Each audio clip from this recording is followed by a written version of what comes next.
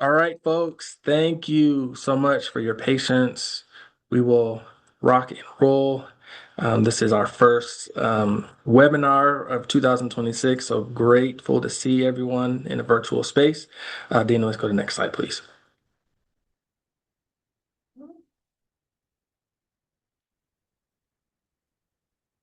And for those who I have not had the honor of meeting or introducing myself, my name is Aaron Green. My pronouns are he, him, his, and I'm the Chief Equity Officer for the Department of Healthcare Policy and Finance, joined by my colleague Dana Beatty, who's the Senior Health Equity Specialist.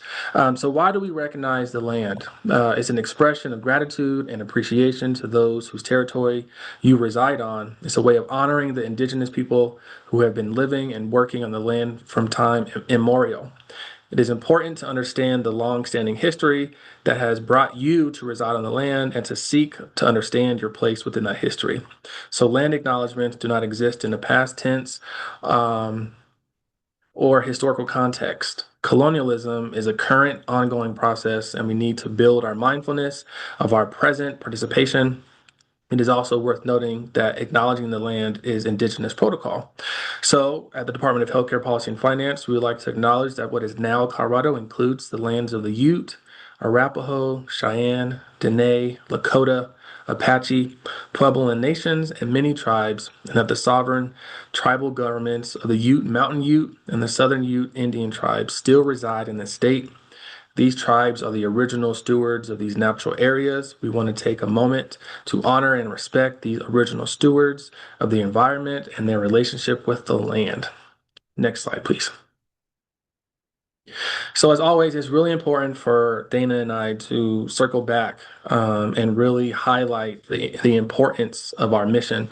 Our mission is improving healthcare equity, access, and outcomes for the people we serve while saving Coloradans money on healthcare and driving value for Colorado. Next slide, please. So we're so proud of all the work that we have done, and this webinar is really dedicated to show our culture and our belonging efforts, and to really highlight all of our accomplishments over the past 5 years. And one of our key accomplishments was to highlight our people and our culture. So without further ado, we will share this video. Work fighters pushing. Yep.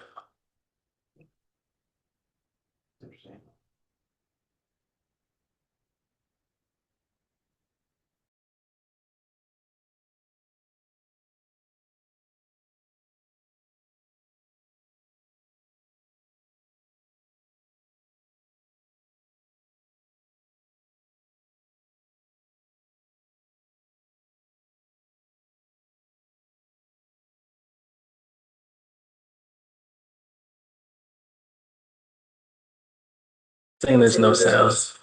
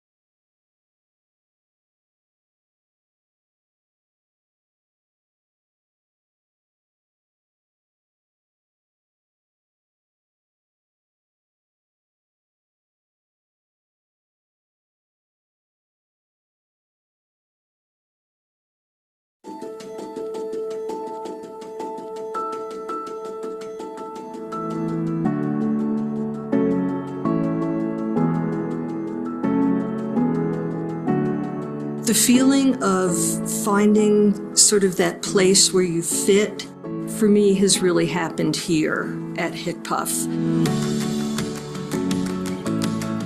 I'm invigorated by being a part of this. My job means everything to me. It's a part of me. Every day is a new day. It's a new learning experience, and I'm very grateful.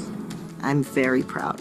I do enjoy it, and it's a wonderful feeling I have. I always feel like I made a difference in somebody's life.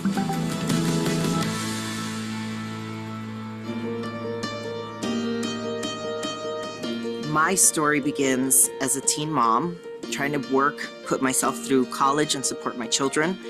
And so I received Medicaid benefits. Health First Colorado has provided me access to diagnostics and treatments when I was first diagnosed about 8 years ago. I don't know what I would have done at that point in my life without Health First Colorado, because I had a baby, a low-paying job. I wanted a job where I could have an impact on kids like me who were a little bit nervous about how they would get their food, how they would get to school and feel safe for the next steps in life. I wanted a job where I could be proud to tell my son what I did every day. HCPF helps people every day.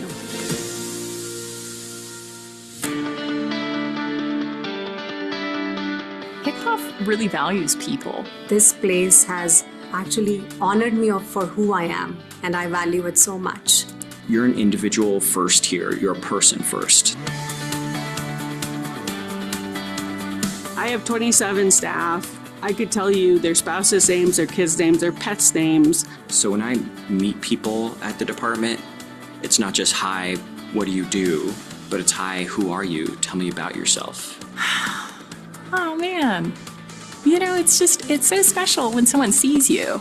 I think we all want to be seen. That level of being seen and heard and respected is huge. We want people to get the best possible start. We want them to feel welcomed. We want them to have the tools that they need. We want to build a sense of community. So when Pragya started, I was assigned as her ambassador.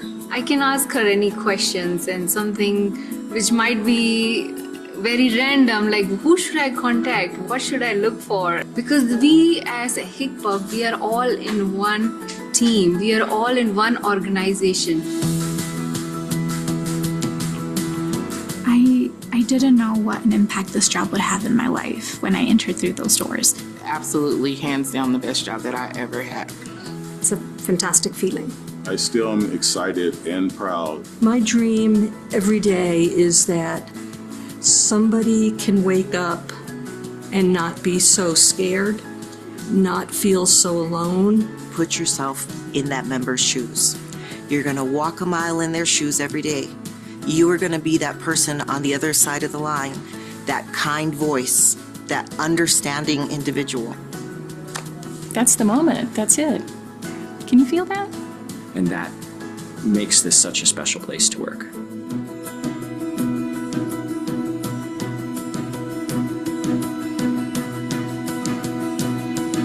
And I think that sums up really well what working at HCPF is all about.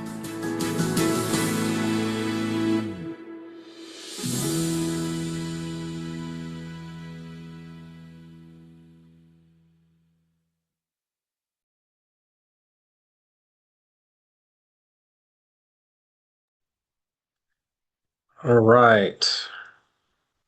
So Dana, if you want to stop sharing your slides one more time and then reshare them so we can get those gray boxes off. As we pick up the slides again, just what a incredible depiction of just a small ounce of the power of what makes us healthcare policy and finance. So it's truly an honor, and thank you for those who participated in the video. Dana, go back to the prior slide. Perfect, thank you. So over the years, HCPF has made incredible strides in our reaffirmation and our commitment to moving the work forward from awareness, from compliance to sustainability. And as you can see in our 5+ years on this journey together, I'm so proud to share that we are in a place of sustainability. When we shared our model with the statewide equity office almost 2 years ago, the statewide equity office actually adopted this maturity model and applied its concepts and implemented across the entire state. So as we've moved from the left to the right, it took all of us, it took you to really do the work. And so through this presentation, you will learn more about how equity, diversity, inclusion, and accessibility is deeply embedded in our DNA and part of our culture. Next slide, please. So when we're talking about our commitment to EDIA, one thing that was so pivotal was senior leadership's understanding and commitment and acknowledgement of making sure that we were role modeling the work and that it was part of our strategic plan. And so in part of our 5-year plan specifically, not only did we remain in compliance with state and department policy, but over the next several slides, we'll be sharing some key updates as we value putting our people first. So on this slide, once we share it out, you'll have access to our 5-year plan, which is linked, but then also it is available on our SharePoint. So next slide, please.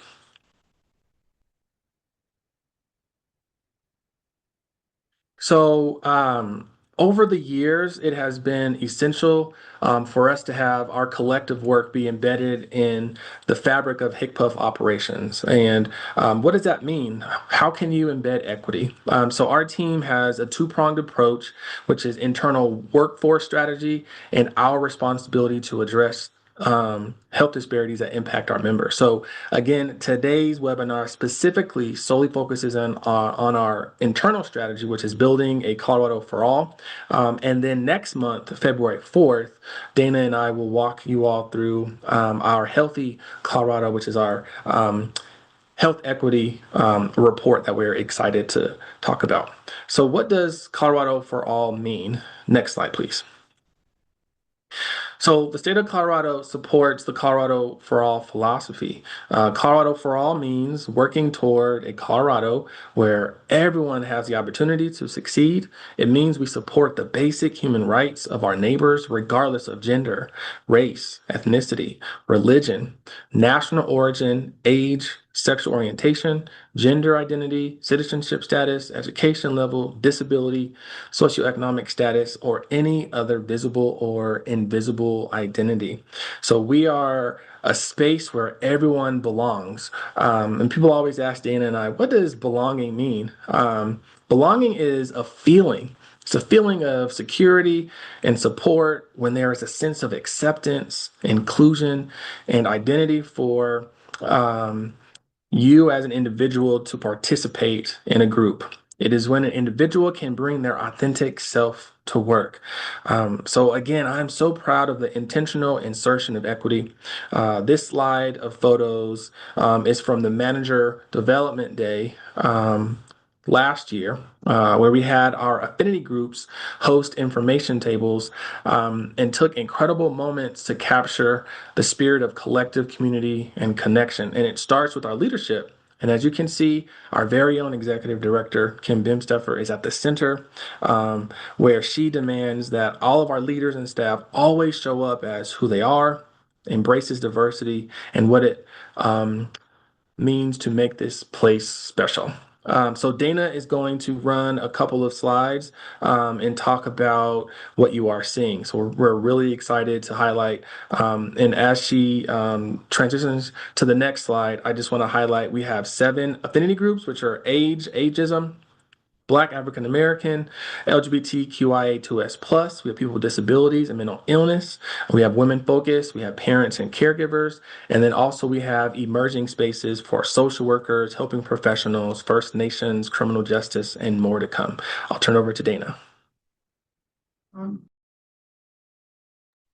Thank you, Aaron. Looking on this slide here, it's just different opportunities that our staff, our affinity groups have been out in the community.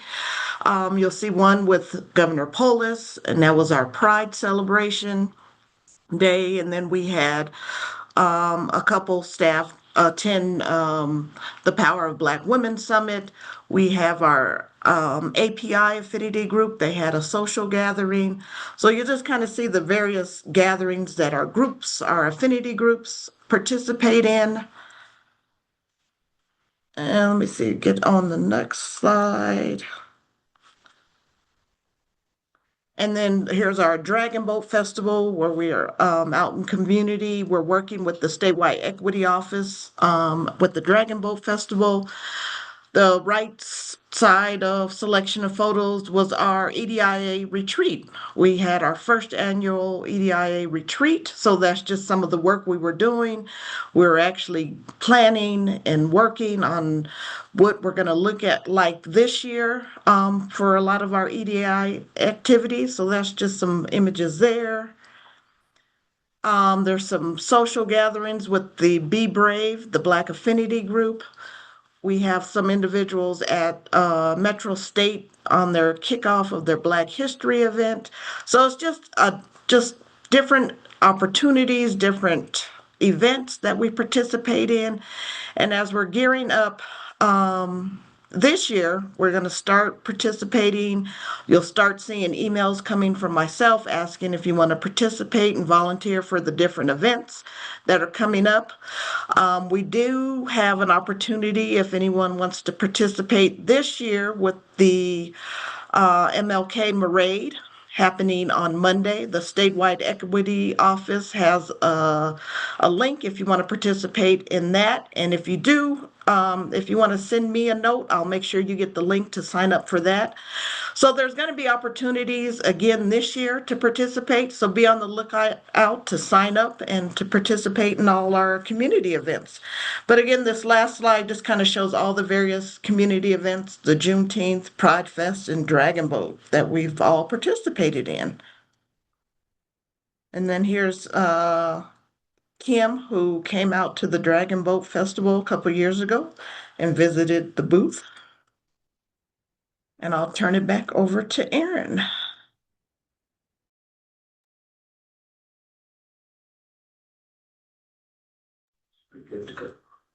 Awesome. Thank you so much, Dana. It takes a lot of work to engage in the community. So if you are interested, please, when you see Dana's emails, jump on them because as a reminder, HCPF offers 18 hours of annual paid leave to volunteer. And this is for staff who have been with the department at least 1 or more years. Really want to highlight some state equity office updates. So as we get to the nuts and bolts of our work, I just want to outline some key updates as to where we are in our current landscape. So the statewide equity office was established by House Bill 22-1397, which was really established to ensure the entire state focuses on internal workplace strategy, community engagement, supply diversity, and accessibility. So Executive Order D2175 requires agencies to review and address inequities within policies, systems, and programs. And then Article 8 requires agencies to develop and adopt methods for adding an equitable lens to policy reviews, new policy creation, and testing for positions. So our team, along with Alicia Massell, our HR director, met with SEO leadership on the 4th of December and walked them through our agency report. It is linked on this slide. It's also on our SharePoint on our EDIA page. So as you can see, our maturity model was adapted and modified to capture agency readiness. So HCPF is proud to be deemed optimized across all platforms, which signifies the highest stage in a maturity model where processes are not just defined and managed, but are continually improved, highly efficient, and integrated. So Dana, let's go to the next slide, please.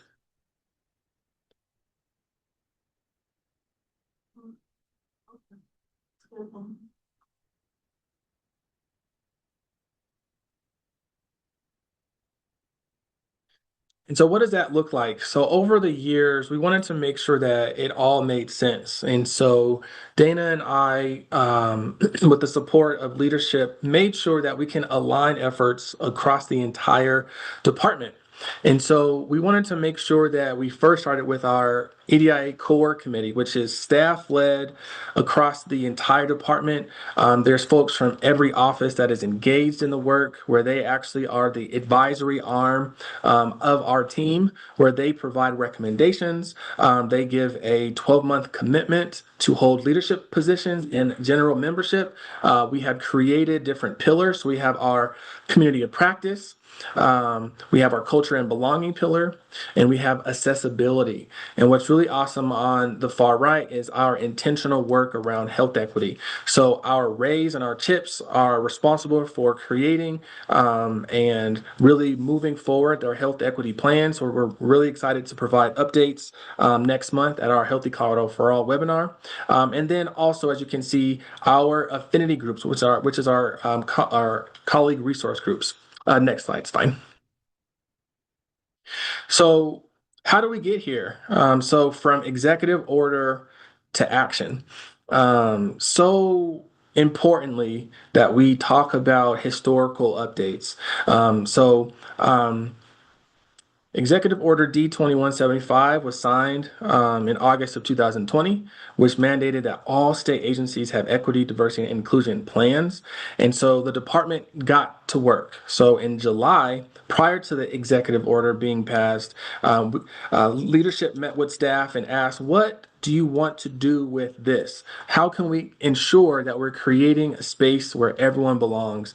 And so dialogue took place where the feedback that was gathered really helped to build the building blocks of our current plan.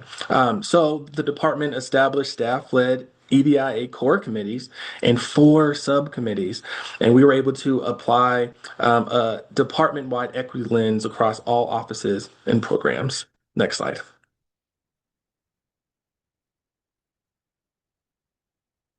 And so what's also important is budget allocation and resources. We can't do this work voluntarily when it comes to standardizing this work. And so it's so important that partnering with the finance office and the executive director's office, we were able to have a budget allocated. Dana, if you can go back to the other slide.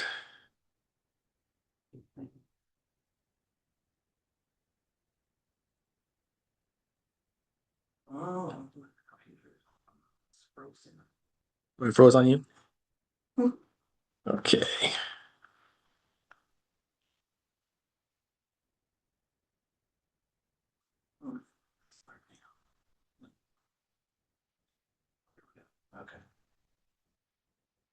Perfect. And so part of that is making sure that we have a line item that can support the entire department. And so through Senate Bill 21181 and the Executive Order D-2175, the position that I hold as Chief Equity Officer was established as an executive leader to lead our health equity footprint, but then also our internal workplace strategy.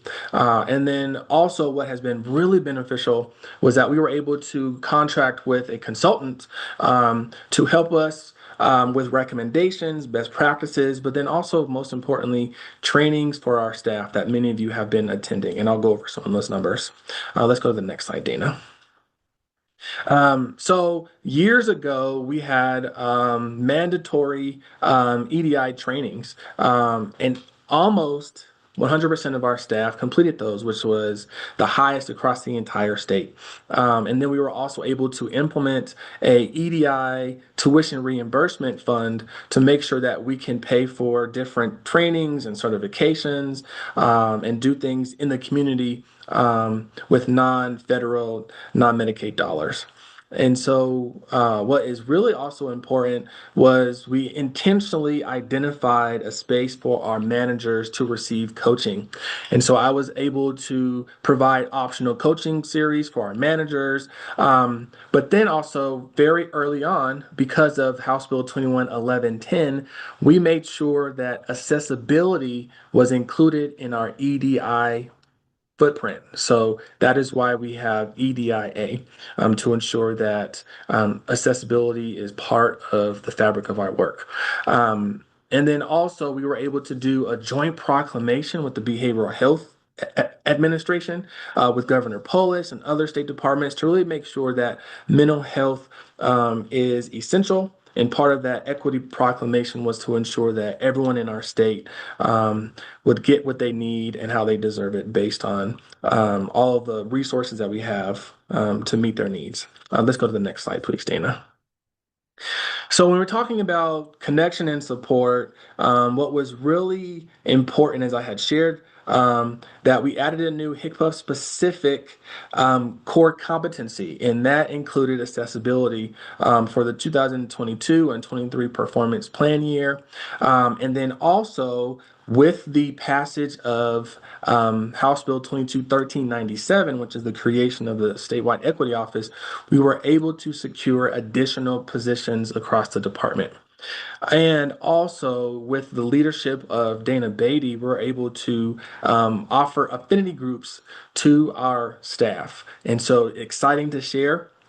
And that we have a total of 7 employee resource groups who are actively engaging in our culture and belonging efforts. Next slide, please. And so when we're talking about accessibility, it is important that it's not just our physical space, our physical building, but digital accessibility. And so what was really awesome is that the formation of the Digital Accessibility Unit took place, which is comprised of the Accessibility Technology Specialist and the recent additions of the Digital Accessibility Compliance Officer and Project Manager. There was a completion of a large remediation project of over 6,500 public documents from the main department website. Also the development of an in-house accessible document creation training course, which is recommended to all staff. And expanded HCPF's overall accessibility training bank. And then lastly, the adoption of a DA SOP to increase buy-in and accountability in regards to accessibility requirements. So at the end of our slide deck, there will be a link to the accessibility SharePoint where we can always continue to build it right the first time. Dana, let's go to the next page or next slide, please. Thank you. And I know HCPF loves numbers. And so as Dana and I were calculating and crunching, it was impressive from the start that over 635 staff have attended at least one inclusive leadership training or an EDIA related event or activity. So again, all of this is optional, but we want to make sure that it continues to be integral into our culture. And so again, just want to thank you all for your buy-in and your support because it's about all of us, not just some of us, but for all of us. And in addition, I wish I started to track outreach when I first started back in 2021. But we started to build a Smartsheet tracker in January of 2023. So what's incredible that since we started to track our outreach, over 140 EDIA related presentations, trainings, document reviews, equity labs, and meeting requests have taken place. So that means that your office directors, your supervisors, your managers, you as individuals, etc., your teams have reached out to Dana and I, and we have been overly involved in ensuring that equity is applied across all the work that you all are doing. So that is incredible. And then especially we are proud of, we have over what we're calling our EDIA champions. We have over 105 EDIA champions and 10 executive sponsors across the department. So these are folks who are leading our EDIA core committees, they're part of affinity groups, they're part of the ambassador program. They are making a difference. And what's really important is that we have executive leaders who are part of ELT or senior executive team who are helping to champion and mentor and support and be a resource for our affinity groups, for our core committees, because they're able to ensure that if there's any type of bottleneck or issues or concerns, or they can help advocate to ensure that the work moves forward. So from top down, from bottom up, there are individuals who are collectively doing the work. So very proud of that. Next slide, please. All right. So when we first ensured that we had a 5-year plan, we had to create metrics. And so our overall strategy or tactic in order to achieve these key measures and milestones, we leveraged the following. So skills-based hiring practices, we identified, mentor and support our emerging leaders. We have affinity groups, as we had shared. We also wanted to work on improving our talent acquisition, sourcing for recruitment and hiring of diverse candidates. But then also we wanted to make sure that we explored and improved our data collection and reporting mechanisms. So as you can see on this slide, since 2021, we have made significant progress across these 7 milestones. And so what's really important is that we were able to increase our total workforce racial and ethnic diversity. We're able to increase racial and ethnic diversity in supervisor roles, increase racial and ethnic diversity in leadership. That is still an active goal of ours to ensure that we are making sure that we are representative of our members in our state. We have launched and supported our affinity groups. We are working on and continuing to maintain staff engagement in support of our efforts. And then every office, if you didn't know, has an action plan around equity. And those have all been completed. And then as I had shared, we are moving forward and we are in the optimized stage for accessibility. Next slide, please. So culture and belonging. So proud of the work we have done in this space. Over the years, we made it an intentional initiative to ensure that staff engagement and staff satisfaction were at the heart of our work. And so we've developed a culture improvement project where we wanted to get the buy-in from our staff. So across our phase 1 and phase 2, and I've given an abundance of presentations on phase 1 and phase 2 over the course of the last year and a half. But we had over 60 staff volunteer their time to be part of ensuring that we can move the work forward. And then Dana has led our mentorship program, which is offered to all of our staff who have been at the department for over 1 year. For those who have been here less than a year, we offer the ambassador program where you are connected with someone who has been here longer than a year, where they can be your mentor and help you connect the dots for a full year transition. And then after that 1 year is done, then you can move into our mentorship program, and we use the Cooper software.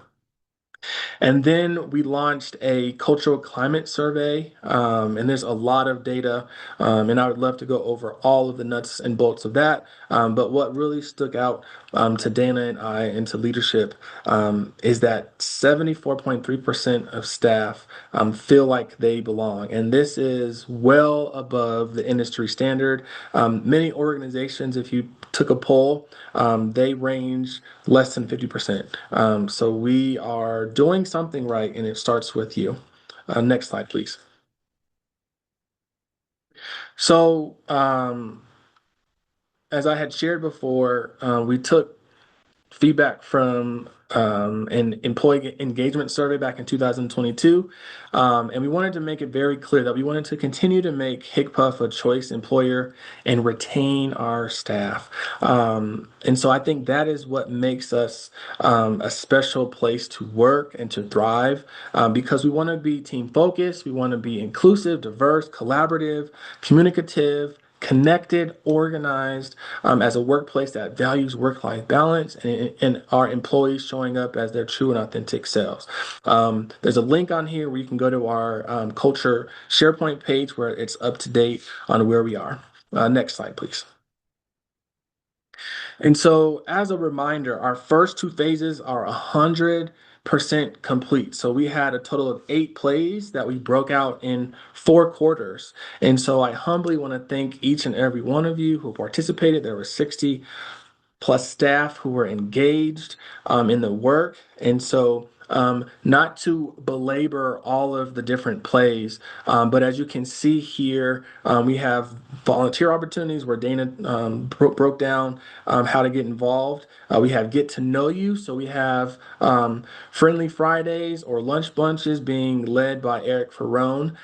So those are all optional spaces. We're working on reimagining how we are conducting our all-staff meetings, how we continue to support and pour into our managers and our executives.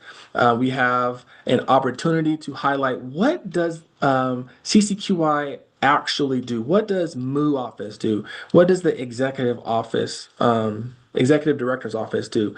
And so pouring into the new employee orientation, working with HR to reimagine how we onboard our staff who are given so much information. So how can we simplify that? And then also, how do we reimagine, how do we calendar and hold our meeting spaces? So there's a lot of work being done, and we'll share out some of those updates coming up soon. Next slide, please. So where are we now? So we are in year 5 of our 5-year plan, and it coincidentally aligns with our culture phase, which is our 3rd phase, where we are going to intentionally maintain at least 4 approved plays that you saw on the last slide and initiatives through June 30th of 2026. And so our goal is to provide at least 4 of those opportunities for staff to increase engagement, culture, and belonging efforts. So what does that look like? We've contracted with Maktub Limitless to move the work forward. And so many of you have already been attending the mindfulness trainings. We have intercultural mindset training, part 1, part 2. And so as we move forward, there's going to be a culture and belonging toolkit that my team will use for best practices. And then continuing in our inclusion and belonging trainings, those will be loaded in our LMS Cornerstone for on-demand use. So by the end of quarter 4 of fiscal year 2026, phase 3 will be complete, and we will continue to move in the direction where everyone belongs. Next slide, please. So the question has always been, well, how do I get engaged with phase 3? So phase 3 is more of attending trainings and opportunities. So there's a Zoom link on these slides for the advanced intercultural mindset training. I know that the acceptance training that was scheduled for the 12th is being rescheduled. So Dana will be in touch with getting that out to you all. So the Zoom link will be updated. The adaptation training is still scheduled for April 6th, excuse me.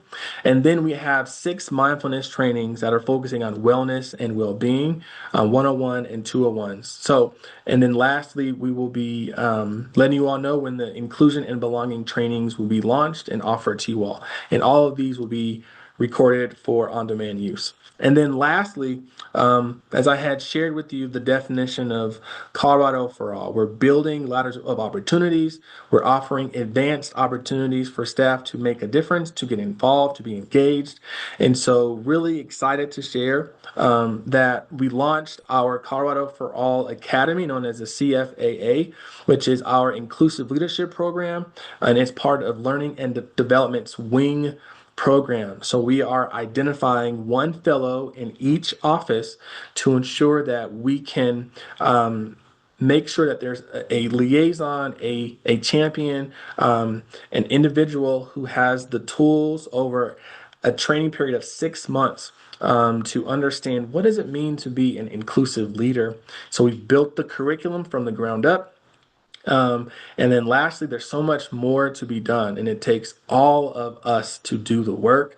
So Dana and I are so excited to move the work forward. And I believe the next slide is going to highlight our current fellows. So again, just want to shout out Shayla Malone, Megan Morrissey, Nicole Nyberg, April Bozarth, Sarah Davis, and Sarah Rogers. They are actually in the 6th month. In the final month of our 6-month pilot, At the end of this month, they will be doing their capstone presentations where they will present to senior executives their proposals to continue to embed equity, diversity, inclusion, and accessibility in the fabric of our department. So know that we will continue to move this pilot forward. We will take the feedback from this inaugural group to ensure that when we offer it to all staff, there will be pathways. So really excited for these leaders to share out their experiences. And then I believe there might be a couple more slides. So ways to get involved. Next slide. So this is our final slide. Our message to you is we need you. We can't do this by ourselves. And so there's an abundance of ways for you all to get involved and continue to give us feedback on ways to make improvements. So as we have shared, you can join an affinity group or you can create your own. You can join the EDIA core committee. We are in the process of revamping our meeting times. So hopefully in February, we'll have a new date and time for folks to join. But we have over 60 folks who are part of the core committee. And as always, you can join the ambassadors program. We need more people to help bring in new hires to make sure that they feel supported, that they have the tools and the resources and support to stay here for a long time. And then, of course, know that our role is also to impact the needs of our members by addressing health disparities, that everyone has the right to high quality healthcare. And so you can learn more about our health equity plan. And then next month is our Healthy Colorado for All webinar. I believe it's February 4th from 10 to 11. It'll also be recorded. So if you're not able to attend, know that it'll be uploaded in Cornerstone. And then also we have optional training. So we have LinkedIn Learnings. We also have 16 bite-sized equity trainings and videos that were made possible by ARPA from OCL, and then also the stand-up vendor. And then also, as I had shared with you, understand your role in accessibility so you can connect with all of the great work by how to build it the right way the first time. And then, as always, you can go to our SharePoint or our public-facing website to learn, connect, to grow in this space. And I believe this might be the last slide. If folks have questions, you can use the chat or you can raise your hand, and Dana and I can spotlight you to make your voice known. So we'll pause there. If folks have questions for us, we're happy to entertain them.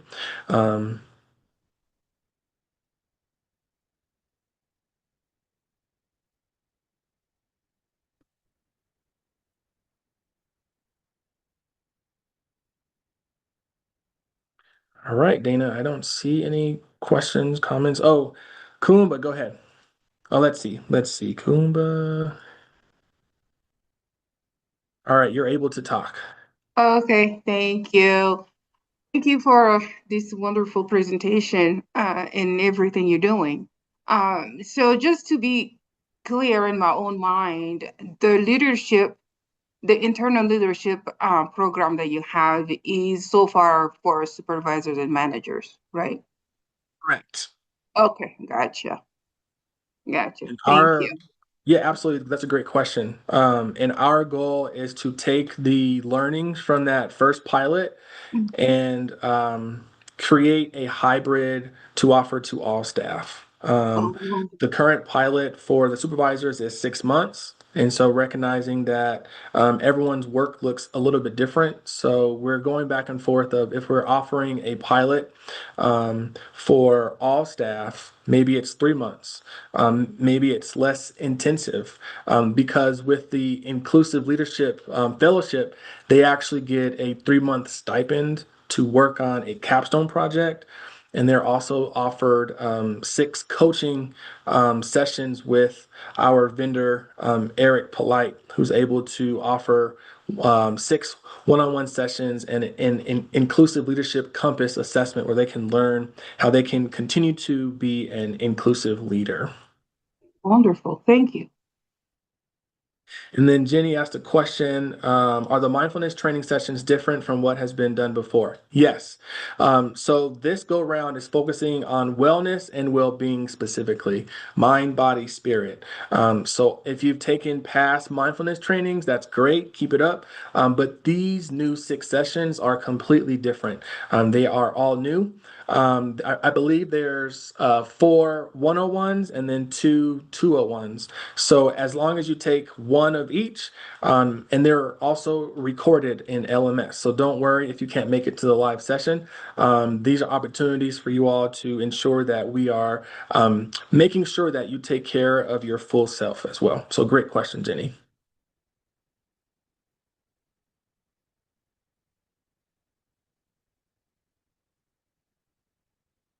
All right, Shay, and I apologize if I mispronounce your name, Che or Shay.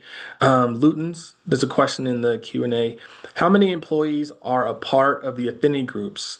Is the distribution of mixture of different levels of positions within the department? I will let Dana answer that question.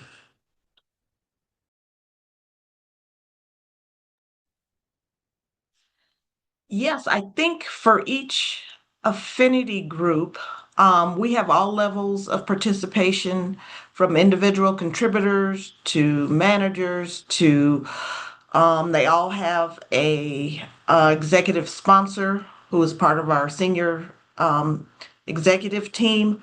So we have all levels of individuals that participate in our affinity groups.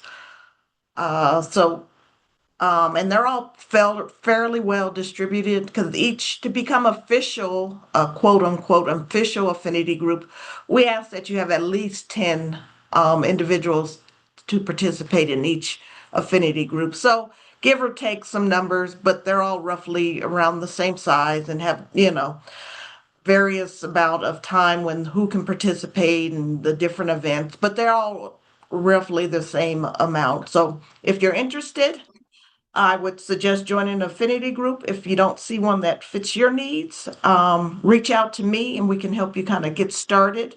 We do have 2 emerging affinity groups.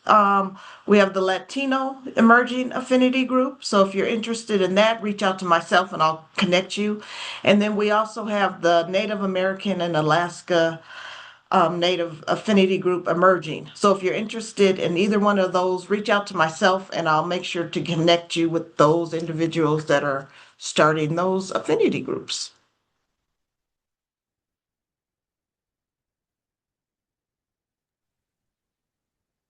Perfect. Thank you, Dana. And just as a reminder, all are welcome. So all of these spaces are open. We just want to make sure that when a new space is created, it is predominantly consistent and comprised of folks who self-identify in those space, and then also allies can join. So I think HICPUF has done an incredible job of creating those spaces of inclusion with intentionality. And as I had shared before, every space has an executive sponsor. And the executive sponsor does not have to actually hold affinity with that space. The group that is creating that space actually will reach out to a specific leader and ask them to be their sponsor, which has been incredible.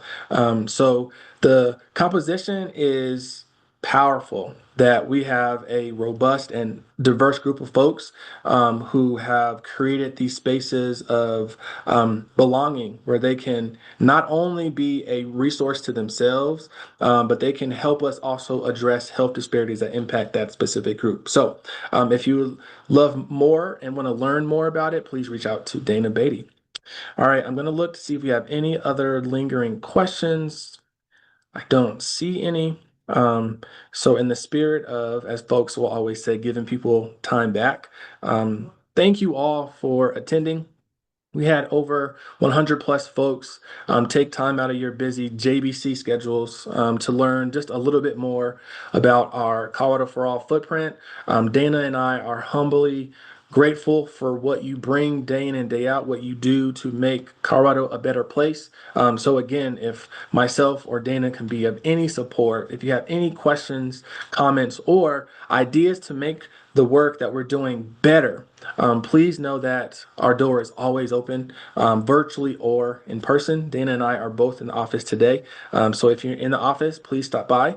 With that, we will end this webinar. And again, this will be recorded for future use. So again, rest is a form of resistance. Take lots of naps to fill yourself back up. Dana and I are grateful for the opportunity to lead this work. And with that, I hope you all have a great rest of your week and a restorative 2026. Happy New Year. Take care.